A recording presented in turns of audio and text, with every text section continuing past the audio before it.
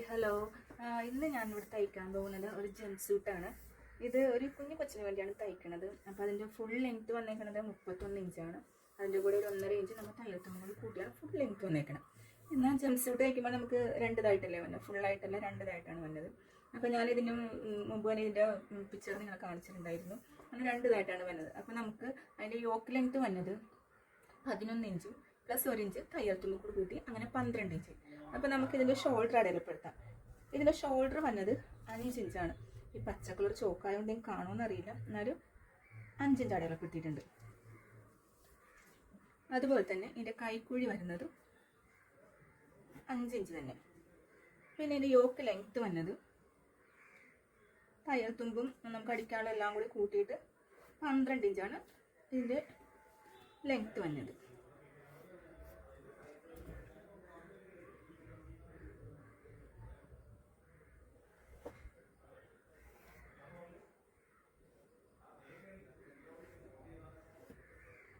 കൈക്കുഴിയും വരച്ചിട്ടുണ്ട്.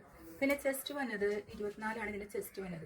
അപ്പോൾ ഇത്തിരി ലൂസ് വേണമെന്ന് പറഞ്ഞാൽ അപ്പോൾ 2 ഇഞ്ച് ലൂസും കൂടി ആഡ് ചെയ്തിട്ട് അപ്പോൾ നമുക്ക് 26 കിട്ടും. 26നെ 4 കൊണ്ട് ഡിവൈഡ് ചെയ്യാൻ നേരത്ത് ഇപ്പോൾ 26നെ 4 കൊണ്ട് ഡിവൈഡ് ചെയ്യാൻ നമുക്ക് 6.5 കിട്ടുന്നത്. അപ്പോൾ നമ്മുടെ ചെസ്റ്റ് വണ്ണമായിട്ട് നമുക്ക് ഇവിടെ 6.5 അടയാളപ്പെടുത്താം. 6.5 അടയാളപ്പെടുത്തി. പിന്നെ ഒരു ഇത്തിരി ലൂസ് കൂടി തയ്യൽ സീം ഇടണമല്ലോ. സീം ഒരു 1.25 ഇഞ്ചൊക്കെ മതി. സീം കുഞ്ഞു കൊച്ചല്ലേ, നമുക്ക് അധികം വണ്ണമൊന്നുമില്ല. അങ്ങനെ ഒരു 1.25 ഇഞ്ച് സീം കിട്ടും. താഴേക്കും അതുപോലെ തന്നെ ഹിപ്പ് സൈസ് കുഞ്ഞുങ്ങൾക്ക് അധികം ഷേപ്പും കാര്യങ്ങളൊന്നും വേണ്ടാത്തതുകൊണ്ട് ഞാൻ ഒരു 5.5 ഹിപ്പ് താഴെ എടുക്കണത്, വേസ്റ്റിൻ്റെ അവിടെ. അങ്ങനെ അത് 5.5 അടയാളപ്പെടുത്തി. പിന്നെ ഒരു 1.25 ഇഞ്ച് തയ്യൽ തുമ്പും എല്ലാം കൂട്ടി വരച്ചെടുത്തിട്ടുണ്ട്. അപ്പോൾ ഇത് നമുക്ക് വെട്ടിയെടുക്കാം.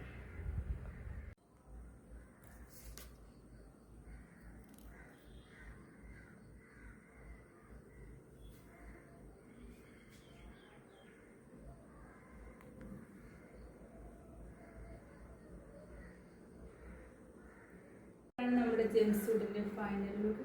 നിങ്ങൾക്ക് എല്ലാവർക്കും ഇഷ്ടമായെങ്കിൽ ലൈക്ക് ചെയ്യണം, ഷെയർ ചെയ്യണം, സബ്സ്ക്രൈബ് ചെയ്യണം. Okay, Tata, bye bye.